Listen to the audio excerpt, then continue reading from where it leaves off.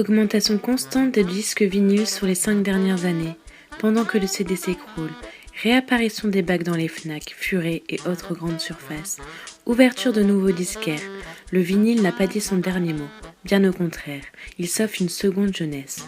Binocle TV est allé chez Urban Music, magasin spécialisé dans la vente de vinyles plutôt hip-hop, funk et rap, pour faire un point sur la situation du vinyle. On n'a jamais senti le déclin du vinyle. La seule différence, c'est que les majors ont abandonné complètement le vinyle il y a une vingtaine d'années.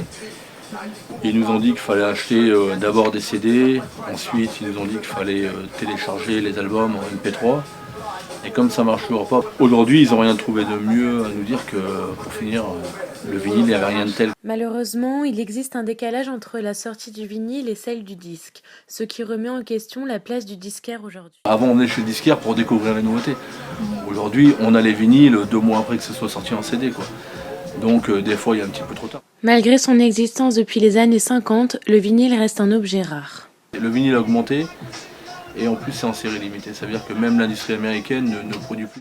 Le vinyle est un investissement. Le consommateur le revendra toujours à un prix équivalent ou supérieur au prix d'achat. Il est de plus en plus facile de trouver des vinyles aujourd'hui. Par exemple, au Furet du Nord, ils redéveloppent leur rayon vinyle. Ça fait plusieurs années qu'on augmente entre 10 et 20% d'année en année. Bon là ça va peut-être commencer à stagner parce que on arrive quand même, c'est un marché de niche quand même. Donc, et puis les prix augmentent aussi des vinyles. Contrairement à une clientèle tournée vers un style de musique particulier, celle du Furet du Nord est plus hétéroclite. J'ai des clients qui se souvenaient d'albums qu'ils n'avaient pas achetés à l'époque et qui les voient revenir dans les bacs et qui les prennent dans ce format-là.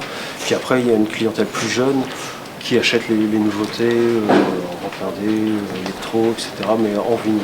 Ce que j'aime, c'est qu'on retrouve l'objet, le rituel d'écouter de la musique. C'est-à-dire on va sortir le vinyle, on va s'asseoir, on va écouter le vinyle.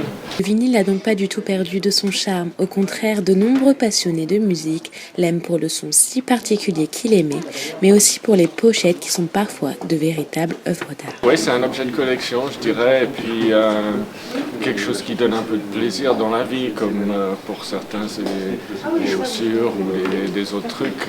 Moi, c'est des vinyles. Cette année, ce sont de gros succès comme Daft Punk qui ont permis une augmentation des ventes de vinyle.